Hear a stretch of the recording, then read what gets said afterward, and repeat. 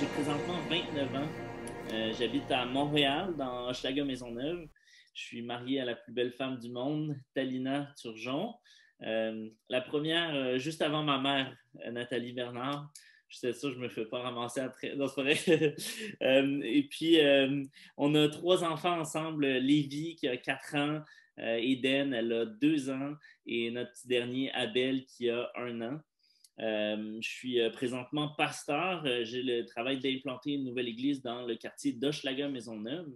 Et puis auparavant, j'étais infirmier.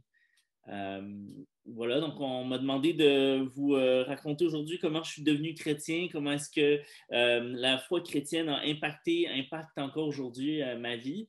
Peut-être ça va vous, pour ceux qui ne sont pas forcément familiers avec l'Église et la foi, ça va peut-être vous éclairer sur comment est-ce qu'un jeune homme de 28 ans aujourd'hui, 29 ans en fait maintenant, aujourd'hui peut vouloir implanter une église. Je sais que ça doit être inhabituel.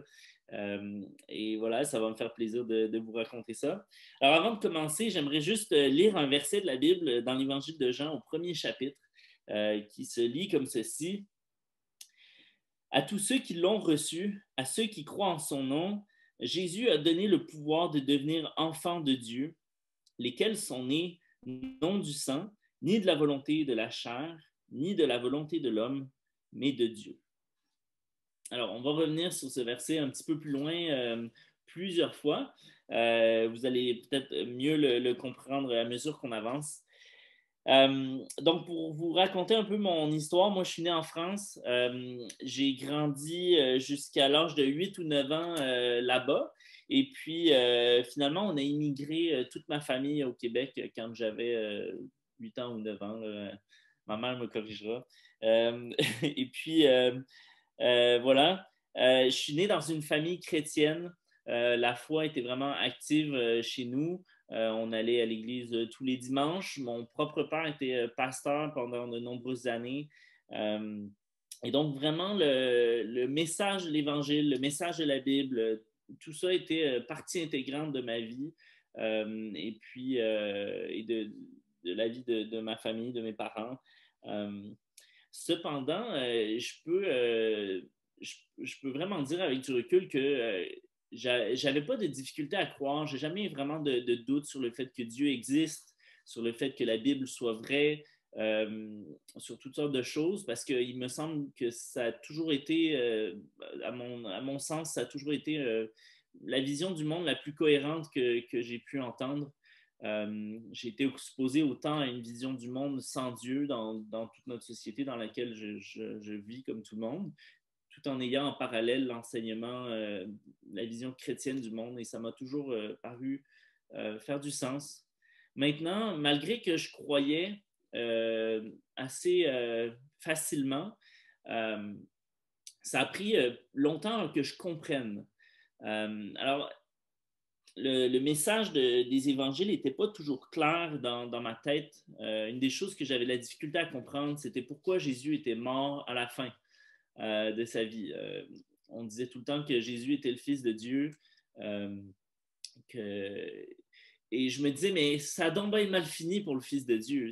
Il me semble que crucifié sur une croix, je trouvais ça un peu tragique comme fin. Euh, et j'étais d'une certaine manière aveuglé parce que le message de l'Évangile nous dit qu'après la croix, Jésus, après sa mort, il a été 3 jours au tombeau, mais il est ressuscité. Sa résurrection a fait toutes sortes de choses. Et c'est glorieux finalement. Mais ça, c'est comme si j'étais aveugle, je ne comprenais pas. J'avais beau l'avoir entendu 1000 et une fois, j'avais de la difficulté à vraiment saisir pourquoi Jésus était mort. Euh, Jusqu'au jour où, à un moment donné, j'avais 14 ans, j'étais dans un camp de vacances, un camp chrétien, et puis il y avait un petit enseignement sur la Bible, sur l'Évangile. Une fois de plus, j'ai entendu l'Évangile et tout d'un coup, les choses, c'est comme si tous les morceaux du puzzle se sont mis en place dans ma tête. J'ai compris que j'étais pécheur, que ça aussi, je le savais déjà, tu sais, que la notion du fait que j'ai fait du mal, que le mal que je fais me sépare de Dieu, euh, et puis que ce mal-là a des conséquences, que c'est pas une bonne chose. Mais c'est ça. Et tout d'un coup, j'ai compris que Jésus était mort sur la croix pour le pardon de mes péchés, que la mort de Jésus venait. Jésus, finalement, était le seul qui n'avait pas mérité de mourir parce qu'il n'avait fait aucun péché, étant Dieu, qui s'était fait homme. Et puis, finalement, Jésus a fini par mourir sur la croix. Il l'a fait de son propre chef, même si on l'a mis à mort. Il est allé vers la croix lui-même. Et il a payé le prix de mes péchés. Et par sa résurrection, Jésus nous a manifesté sa victoire sur le péché, sur la mort, sur Satan, sur l'enfer, etc. Alors, à cet âge-là, à 14 ans, tout ça s'est comme mis en place dans mon esprit. J'ai saisi tout d'un coup le sens de la mort de Jésus. J'ai choisi naturellement de placer ma foi en Dieu, puisque je croyais déjà en Dieu. Alors, il me semble que ça allait de soi de recevoir le cadeau que Dieu m'offrait euh, dans la mort de Jésus-Christ. Et donc, le verset que je vous ai lu dit, « Mais à tous ceux qui l'ont reçu, à ceux qui croient au nom de Jésus, il leur a donné le pouvoir de devenir enfants de Dieu. » Et à ce moment-là, j'ai compris que je devenais un enfant de Dieu, que désormais ma relation avec celui qui m'a créé était rétablie grâce au pardon de mes péchés. Peu de temps après, je me suis fait baptiser. Je suis protestant, donc je n'ai pas été baptisé bébé. Je crois que le baptême, c'est un acte d'engagement. C'est une manifestation d'une démarche qu'on a fait intérieurement. Et donc, c'est devenu assez naturel aussi pour moi. J'ai demandé le baptême, j'avais 14 ans. Et puis, c'est ça. Donc, j'ai été baptisé. J'ai démontré publiquement ma décision de placer ma foi en Dieu pour le pardon de mes péchés et pour recevoir la vie éternelle. Maintenant, peu de temps après cette démarche dans ma vie, vraiment pas longtemps après, dans la même période, ma famille est passée par une période très tumultueuse. Mes parents ont été séparés environ 1 an avant de finalement revenir ensemble. Et je vous dis, j'ai grandi dans une famille chrétienne, mais cette période-là, vous savez, même les familles chrétiennes ont leurs difficultés, et puis des fois, il peut y avoir toutes sortes d'épisodes. Et cette période a été extrêmement souffrante d'une certaine manière, bon, comme n'importe qui vit des difficultés dans sa famille, mais ça a été aussi, surtout une période troublante. Parce que encore à ce moment-là, je ne le réalisais pas, mais une partie de ma foi reposait sur le fait que mes parents étaient chrétiens. Si mes parents ne réussissaient pas, d'une certaine manière, ma foi ne réussissait pas. Et ça m'a amené dans une période de questionnement, de troubles intérieurs qui a été difficile, qui a été longue. Mais Dieu s'est servi de cette période pour établir une chose très, très claire dans ma vie, une vérité qui est fondamentale dans les évangiles. On a lu ce verset, je vous le relis encore, « Mais à tous ceux qui l'ont reçu, à ceux qui croient en son nom, Jésus a donné le pouvoir de devenir enfants de Dieu. » Et qu'est-ce qu'il nous dit ensuite? Jean nous dit, « Lesquels, ces enfants de Dieu, sont nés, non pas du sang, ni de la volonté de la chair, ni de la volonté de l'homme, mais de Dieu. » Alors quand Jean nous dit que c'est les enfants de Dieu, les chrétiens, ils sont nés pas du sang, ça veut dire qu'ils ne sont pas nés de l'hérédité. On ne devient pas chrétien parce que nos parents sont chrétiens. On ne devient pas chrétien parce qu'on est dans une famille chrétienne. On devient chrétien parce qu'on accepte l'intervention de Dieu dans nos vies au travers de Jésus-Christ. Et donc, malgré toute la souffrance qui a été rattachée à cette période de ma vie, j'ai vraiment vu Dieu établir ça clairement, que tout d'un coup, il fallait que je fasse la lumière là-dessus et que je reçoive Dieu comme étant mon Dieu et pas seulement le Dieu de mes parents. Il y a un personnage dans l'Ancien Testament qui a vécu quelque chose de similaire, c'est Jacob. Jacob était un menteur, un tricheur. Il était le fils d'Isaac, qui était le fils d'Abraham. Il était de la lignée la plus importante de toutes les Écritures et probablement de toute l'histoire. Il était un héritier de la promesse de Dieu que Dieu avait fait à Abraham. Et euh, pourtant, c'est pas qu'il était fils d'Abraham qui l'a sauvé, c'est de recevoir la bénédiction de Dieu. Jacob a lutté avec Dieu toute sa vie, il a essayé d'accomplir les promesses de Dieu par lui-même, euh, mais c'est le moment où il a accepté de recevoir la bénédiction de Dieu plutôt que de la créer lui-même dans sa vie, où tout d'un coup, euh, Jacob, c'est la première fois qu'on le voit dans son histoire, il n'appelle plus Dieu le Dieu de mes pères, Abraham et Isaac, mais il l'appelle mon Dieu.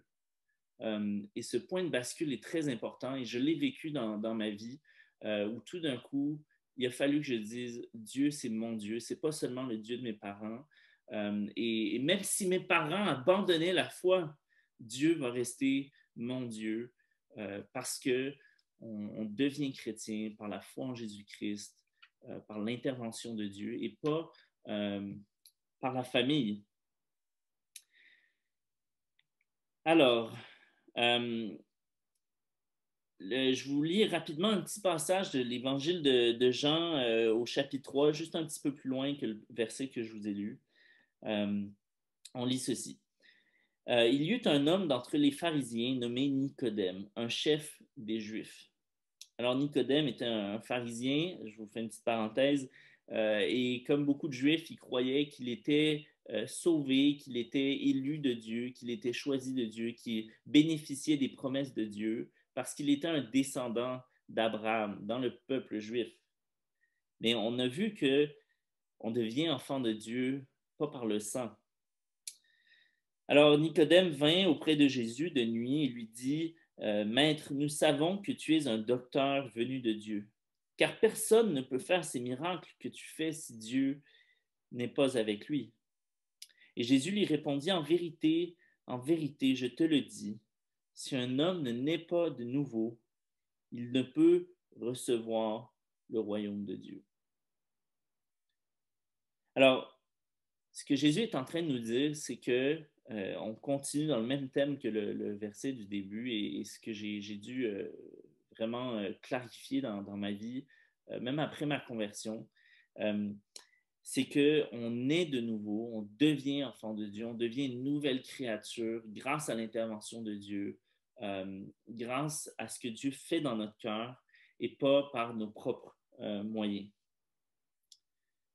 Une autre chose qui est arrivée suite à la séparation de mes parents, c'est que j'ai commencé à vivre de manière nonchalante dans le péché. Ça a l'air d'un gros mot, le péché, mais c'est tout simplement de choisir des choses qui sont contraires à ce que Dieu veut. J'ai commencé à avancer délibérément dans un chemin que je savais qui était mauvais. J'ai passé 3 ans à faire des bêtises, à laisser des mauvaises choses prendre de plus de terrain dans ma vie. C'était rien d'extrêmement grave, mais c'était en même temps très grave parce que je me laissais, j'ouvrais la porte vraiment à des choses mauvaises. Si bien qu'arrivé à 17 ans, j'ai dû faire un constat inévitable, c'est que j'étais un foutu hypocrite. J'allais à l'église tous les dimanches, j'allais dans les camps de vacances chrétiens l'été, euh, j'avais l'air du meilleur des chrétiens, mais toutes les fins de semaine avec mes amis, j'étais dans l'excès d'alcool, des fois un peu de consommation de potes. J'avais aussi énormément de colère qui était rentrée dans ma vie. J'étais extrêmement méprisant envers mes parents. J'étais violent à la maison, je faisais peur à mes soeurs, à mon frère. C'était vraiment pas joli comme tableau. Mais le dimanche, j'étais à l'église. Les vendredis soirs, j'étais dans des activités d'église avec des groupes de jeunes. Et puis, c'était loin de me plaire. Je faisais pas ça je faisais pas ça avec plaisir, pas du tout, mais j'étais incapable de faire autrement, absolument incapable. J'avais beau vouloir arrêter certains comportements dans ma vie, j'en étais complètement esclave. Et pas parce que j'étais, par exemple, pas parce que j'étais dépendant physiquement à l'alcool, mais parce que j'étais juste esclave du plaisir, des soirées, de l'excès et tout ça. Euh, et voilà, et la Bible dit que chacun est esclave de ce qui a triomphé de lui. Et je vivais cette dissonance un peu. Je me disais, OK, ben, je suis chrétien. J'avais la certitude d'avoir fait cette démarche vis-à-vis de Dieu, lui donner ma vie, recevoir le pardon des péchés quand j'avais 14 ans. Et pourtant, je voyais que ça s'en allait dans une très mauvaise direction, mais je n'étais pas capable de faire autrement. Je reviens au verset du début.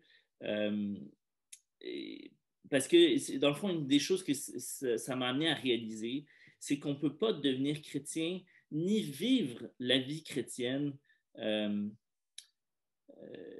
comme elle nous est enseignée dans la Bible par nos propres forces. Le verset que je vous ai lu au début, à tous ceux qui l'ont reçu, à ceux qui croient en son nom, Jésus a donné le pouvoir de devenir enfants de Dieu, nous réconcilier avec Dieu, lesquels sont nés non du sang, on en a parlé, ni de la volonté de la chair, ni de la volonté de l'homme, mais de Dieu. Donc, de devenir chrétien, c'est pas la volonté de la chair, c'est-à-dire les efforts purement humains, le désir de vouloir être meilleur. C'est pas la volonté d'un homme, de quelqu'un d'autre qui va te forcer ou t'aider ou quoi que ce soit, qui va te permettre de devenir un enfant de Dieu. C'est l'œuvre de Dieu en Jésus-Christ. Et c'est en croyant en son nom qu'on peut voir la victoire sur le péché, autant pour devenir chrétien que pour vivre comme un chrétien. Alors, une chose que je n'avais pas réalisée, que j'ai compris à 17 ans en commençant à lire la Bible de manière régulière et à prier, c'est que Jésus-Christ, en mourant sur la croix, en portant le prix de nos péchés, en nous réconciliant avec Dieu, il rétablit notre relation avec Dieu. Alors, j'avais compris cette idée que désormais, ma relation était rétablie avec Dieu, mais je la voyais vraiment comme un passeport pour le ciel. Donc, j'avais le paradis assuré parce que le jour où je me présentais devant Dieu, mes péchés sont pardonnés grâce à Jésus, mais ça s'arrêtait là. Et j'ai découvert vers mes 17 ans que cette relation rétablie avec Dieu, c'est quelque chose qui est entretenu. C'est quelque chose qui est fait pour être vécu au quotidien. La vie éternelle, ce n'est pas qu'une question d'avoir le paradis, d'éviter l'enfer. La vie éternelle, ce n'est pas que quelque chose qui va arriver après la mort. La vie éternelle, Jésus le dit dans l'évangile de Jean, pas longtemps avant sa mort, il fait une prière, il dit à Dieu, il dit, la vie éternelle, c'est qu'on te connaisse, toi, le seul vrai Dieu.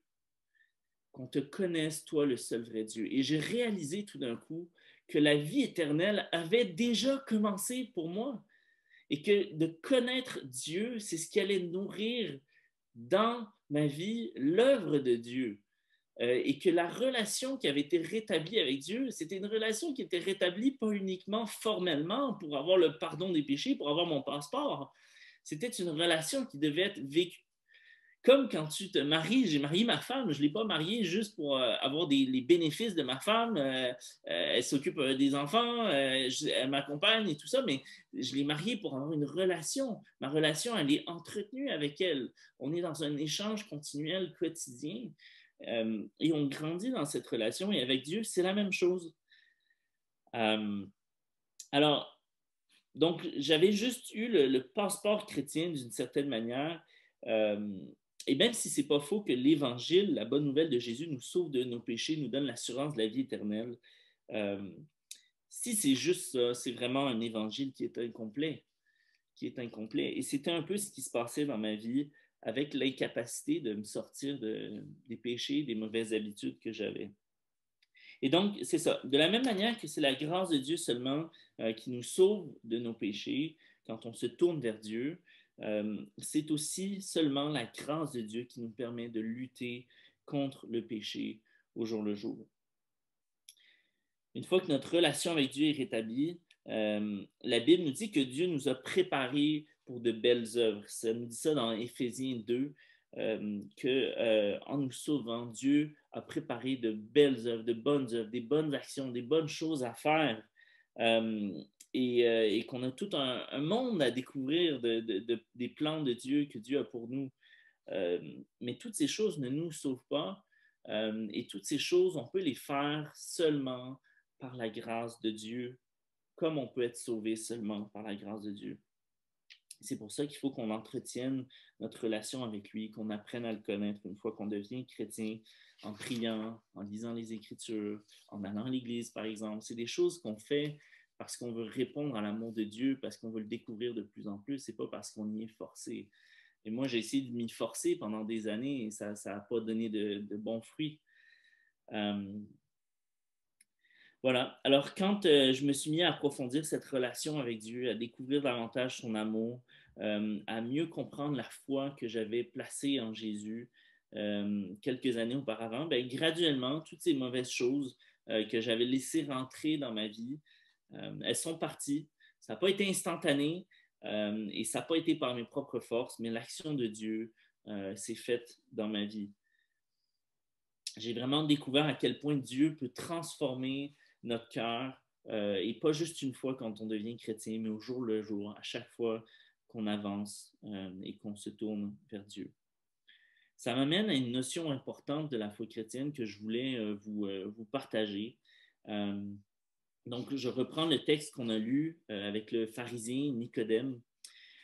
Jésus lui répondit, en vérité, je te le dis, si un homme ne naît pas de nouveau, il ne peut voir le royaume de Dieu.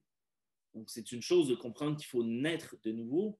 Mais maintenant, comment est-ce qu'on naît de nouveau? Parce que Nicodème, qui est pourtant quelqu'un qui connaît énormément la Bible, il est perplexe et il demande à Jésus, mais comment un homme peut naître quand il est vieux? Est-ce qu'il peut retourner dans le ventre de sa mère et naître à nouveau? Et donc, lui, il ne comprend pas que c'est spirituel ce que Jésus lui dit. Et Jésus répondit, en vérité, si un homme ne naît d'eau et d'esprit, il ne peut entrer dans le royaume de Dieu. Alors, naître d'eau et d'esprit, c'est curieux, c'est un peu énigmatique, surtout quand on n'est pas habitué de lire les Écritures. Je vous explique rapidement. Quand Jésus dit qu'on doit, pour naître de nouveau, pour avoir cette nouvelle vie spirituelle, il faut naître d'eau et d'esprit. Alors, quand Jésus parle de l'eau ici, on est dans un contexte, tout le début de l'évangile de Jean, où on voit le cousin de Jésus qui prépare le chemin avant Jésus, qui invite les gens à se faire baptiser pour se repentir. Les gens passent par la repentance. Alors, c'est un gros mot, la repentance. Assez simplement, qu'est-ce que ça veut dire la repentance? Ça veut dire qu'on est en direction du péché, on est tourné vers le péché et on choisit de faire un demi-tour et de se tourner vers Dieu. Et c'est ce que Jean-Baptiste invitait les gens à faire peu avant la venue de Jésus, les invitait à la repentance. Et comment les gens se repentaient, manifestaient publiquement leur repentance, c'était en se faisant baptiser dans l'eau, se faisaient tremper dans l'eau du Jourdain. Et Jésus lui dit, si un homme ne naît d'eau et d'esprit, il ne peut voir le royaume de Dieu. Quand il dit si un homme ne naît d'eau et d'esprit, ici l'esprit, c'est l'esprit avec un grand E. On parle de l'esprit de Dieu. On parle de Dieu lui-même qui vient faire une œuvre dans le cœur. Et donc, cette notion de la repentance, c'est l'idée que oui, Dieu fait une œuvre. Il a fallu que j'entende l'Évangile. L'Évangile, moi, je ne l'ai pas inventé. C'est pas moi qui a fait, tout ça, c'est l'œuvre de Dieu. Que Jésus est mort sur la croix pour les péchés, etc. Et que je sois venu à entendre la parole de Jésus, la bonne nouvelle de Jésus, en naissant, par exemple, dans une famille chrétienne. Pour d'autres, ça va être par d'autres moyens. Au lieu d'être par la famille, ça va être plus tard, adulte. Ça peut être en ce moment pour vous. Vous entendez un témoignage sur Internet. Dieu est en train de faire une œuvre. Il vous amène à la connaissance du plan qu'il a mis en place pour vous sauver. Donc, c'est une chose d'avoir l'œuvre de l'Esprit de Dieu pour naître de nouveau, mais il faut aussi naître d'eau, Jésus nous dit, c'est-à-dire naître en passant par la repentance. Et c'est ce à quoi Jésus nous invite, à la repentance, à se détourner du péché, à se tourner vers Dieu. Qu'est-ce que je pourrais dire encore là-dessus? La repentance, je vous mentionne 3 mots peut-être pour ceux qui sont plus habitués, les chrétiens qui écoutent ce témoignage. C'est quelque chose, moi, qui a été très, très utile dans ma vie. Il y a 3 étapes simples qu'on peut voir à la repentance. c'est la conviction. La première, c'est l'étape de la conviction. La conviction d'être convaincu qu'on a fait du mal. Le fait d'être conscient qu'il y a du péché dans notre vie. La Bible nous dit que cette conviction-là du mal, c'est une œuvre de Dieu. Dans Jean, au chapitre 16, la Bible nous dit qu'un des rôles que le Saint-Esprit, l'Esprit de Dieu a, c'est de convaincre le monde de péché, de justice et de jugement. La conviction qu'on a péché, qu'il y a quelque chose qui va mal dans notre vie, vis-à-vis de Dieu, vis-à-vis des autres, c'est une grâce de Dieu. C'est l'amour de Dieu qui se manifeste à vous en vous révélant qu'il y a un problème dans votre vie avec le péché. Et fort heureux que Dieu nous fait connaître qu'il y a du péché. Parce qu'à partir du moment où on est conscient du problème, eh bien, on peut chercher à régler le problème. On peut chercher à se détourner du problème. Et donc, cette première étape dans la repentance, la conviction, ça peut être des fois lourd, ça peut être difficile à vivre. Vivre avec ses erreurs du passé, vivre avec les péchés qu'on a faits. Il y a plein de choses dans ma vie que je regrette et qui sont lourdes à porter, des choses que je n'aurais pas voulu faire, que je n'aurais pas voulu dire, que je n'aurais pas voulu penser, que je n'aurais pas voulu regarder. Mais en même temps, il faut se rappeler que la conviction du péché, ce n'est pas naturel, c'est Dieu qui nous apprend. Hey, il y a un problème, ce n'est pas normal de vivre avec ça. Une deuxième étape que la repentance nous amène à faire dans notre vie, c'est la confession. Parce que c'est une chose de connaître un problème, de connaître qu'on a fait du mal, mais c'en est une autre de l'avouer. Et la confession, c'est un mot dans la Bible qui veut dire de sa bouche, qui veut dire avouer, reconnaître. Ça aussi, c'est une œuvre de Dieu. Qu'un homme ou une femme en vienne à être assez humble pour dire j'ai fait du mal, j'ai fait des erreurs, c'est ma responsabilité. Vous savez, c'est tellement un pas immense dans la bonne direction. C'est une grâce de Dieu, encore une fois. La conviction du péché, la confession du péché, oser avouer nos péchés. Et la Bible nous dit que c'est une étape importante dans la repentance, la confession. Et finalement, tout ça, c'est pas juste pour rien, pour se faire du mal et puis avouer qu'on a fait du mal, mais c'est pour changer. Le changement est une autre étape très importante dans la repentance. Et c'est ce à quoi Dieu invite tous les hommes, la repentance. Connaître le péché, confesser son péché, l'avouer et s'en détourner, changer. Grâce à l'œuvre de Jésus-Christ, grâce à la grâce qui nous est offerte, parce que Christ a payé le péché, on peut l'abandonner à la croix et s'en détourner. Alors, ça, c'est vrai pour devenir chrétien, mais c'est aussi vrai pour vivre comme chrétien. Je vous ai dit, je suis protestant. Un des hommes qui a démarré le mouvement protestant s'appelle Martin Luther. Martin Luther, c'était un catholique et il avait lu les Écritures et il était venu à une conclusion, c'était que il a écrit, bref, ce serait un peu long, mais il a écrit 95 thèses qui ont comme démarré le mouvement, qui ont donné le coup d'envoi à la réforme. C'était 95 énoncés de ce qu'il comprenait des Écritures. Et il disait, la première thèse qu'il a écrite, Martin Luther a dit, « Notre Maître et Seigneur Jésus-Christ a voulu que toute la vie d'un chrétien en soit une de repentance. » Notre Maître Jésus a voulu que toute la vie du chrétien en soit une de repentance. J'ai compris ça, mes amis, à 17 ans, et ça a transformé ma vie chrétienne. C'était plus juste une question d'avoir le passeport pour le ciel, mais c'était la victoire sur le péché. Je réalisais que la grâce de Dieu, ce n'était pas seulement pour m'avoir sauvé pour la vie éternelle, mais tous les jours, je pouvais me repentir, revenir à la croix. Je n'avais pas à le faire par mes propres forces, à chaque jour. Parce que, vous savez, d'être chrétien, ce n'est pas une promesse de plus jamais faire de péché. Loin de là, au contraire. Mais à défaut de jamais pouvoir pécher, de ne pas être capable d'arrêter de pécher, je peux m'en repentir à chaque fois. Et ça a été une transformation dans ma vie. Ça a été le début d'un renouveau sur lequel je surfe encore aujourd'hui. C'est une vague sur laquelle je vais surfer jusqu'à la fin de mes jours. Parce que c'est la grâce de Dieu qui me porte à chaque jour, à chaque jour. Et donc, la vie chrétienne, mes amis, c'est pas seulement une espérance future. C'en est une, et c'est une grande et glorieuse espérance future. Mais c'est aussi, dès aujourd'hui, que Dieu, par son action vivante dans votre vie, peut vous transformer, vous donner la victoire sur les choses dont vous êtes esclave, vous libérer des mauvaises habitudes dans lesquelles vous êtes pris, restaurer des relations que vous avez brisées. La grâce va vous porter chaque jour, chaque jour, chaque jour.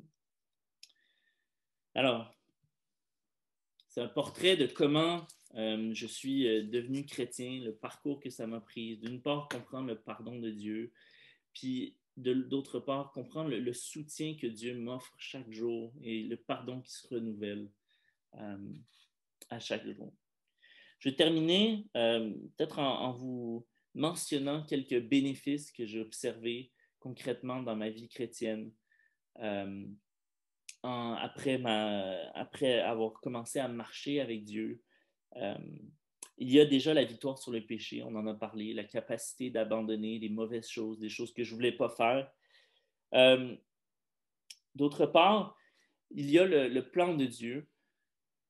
Une des choses aussi, je pense, une des mauvaises choses que j'avais laissées dans ma vie quand j'étais plus jeune, c'était l'idée que toute ma vie était centrée sur moi. Dieu était comme un accessoire, un extra. C'était l'extra bacon à ma vie.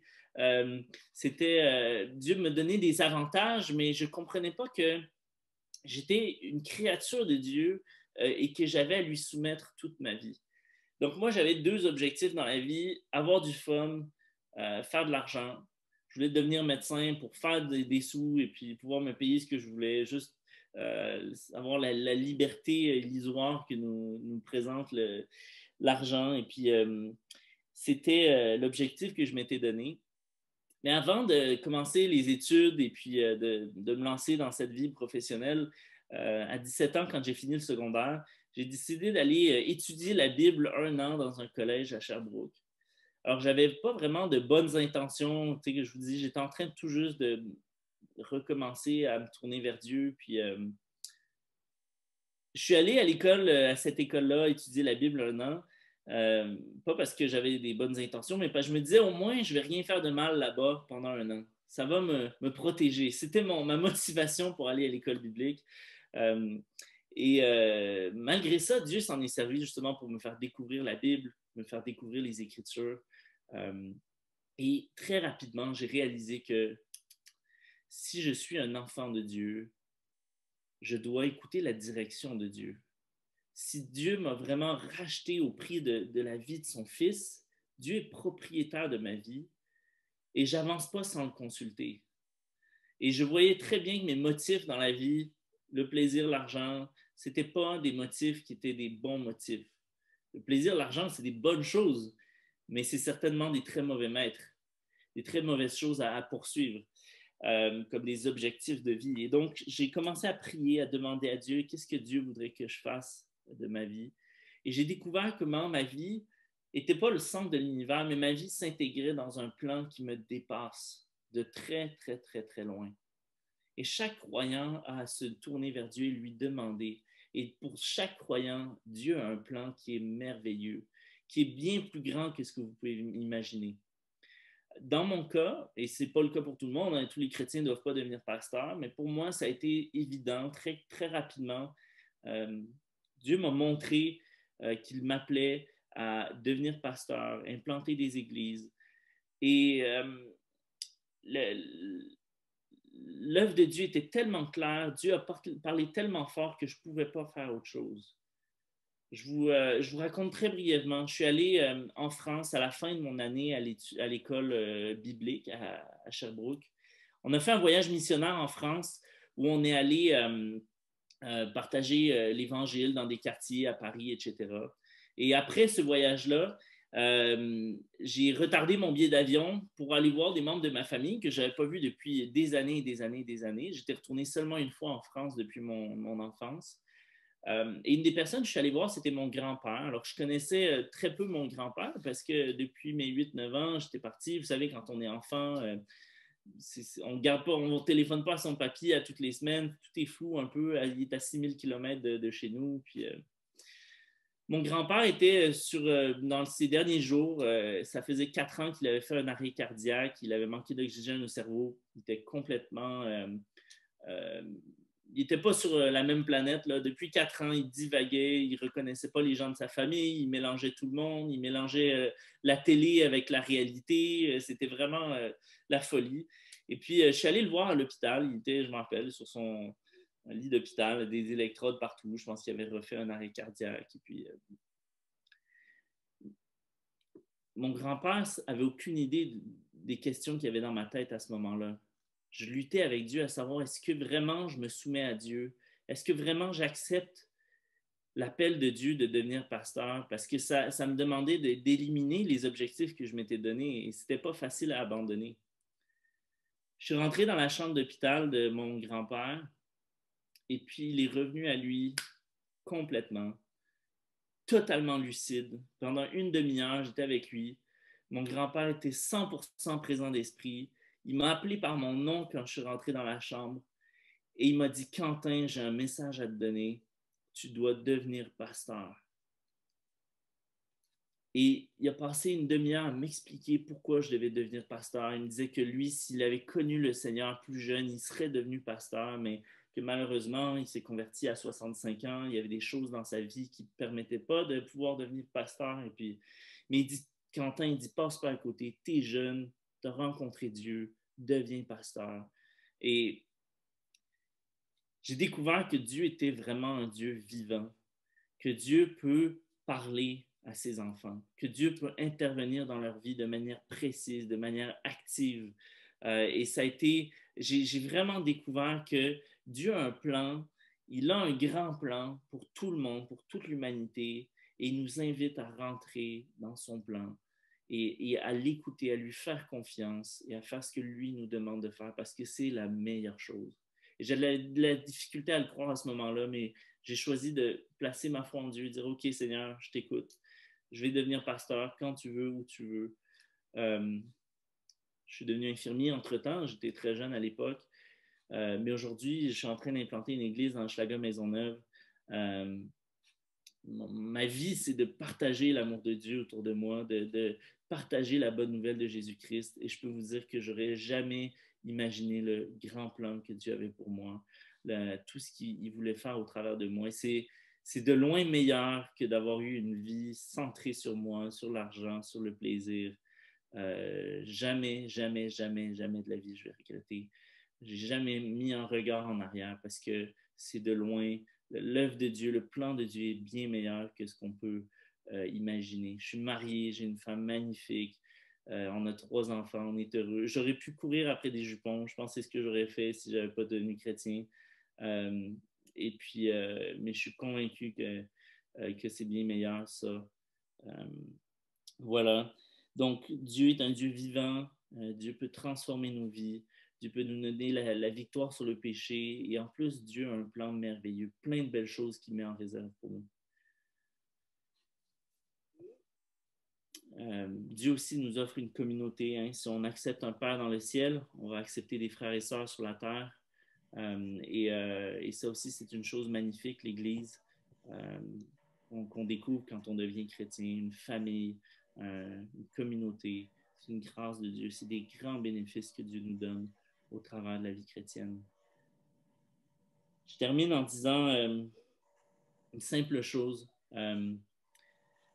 Je sais qu'il y a beaucoup de têtes blanches ici. Je ne sais pas où est-ce que vous en êtes rendus tous, qui est chrétien, qui ne l'est pas. Mais une chose que j'ai découvert dans les Écritures, Abraham, qui a été appelé par Dieu, Dieu lui a promis un fils à 100 ans. Il était quand même à la fin, tu sais. Et pourtant, Dieu a choisi de faire quelque chose de grandiose avec lui, plus grand qu'il aurait pu imaginer. Et ça me dit une chose, c'est que c'est jamais trop tard pour la plus grande aventure de votre vie. Même si vous êtes plus vieux un peu. Je ne dirais pas qui est vieux, à quel âge on devient vieux. Je ne mettrai pas dans le trouble. Mais même si on est plus vieux, c'est toujours le bon moment de se tourner vers Dieu. C'est toujours le bon moment de se confier au Seigneur Jésus-Christ parce que c'est jamais trop tard pour la plus grande aventure de votre vie. Et je suis sûr que Dieu peut le faire pour vous aujourd'hui. Et je vous invite à vous tourner vers Dieu, à contacter un chrétien, joindre une église, découvrir, ouvrir la Bible, prier, découvrir Dieu. Je suis sûr qu'il va faire des grandes choses.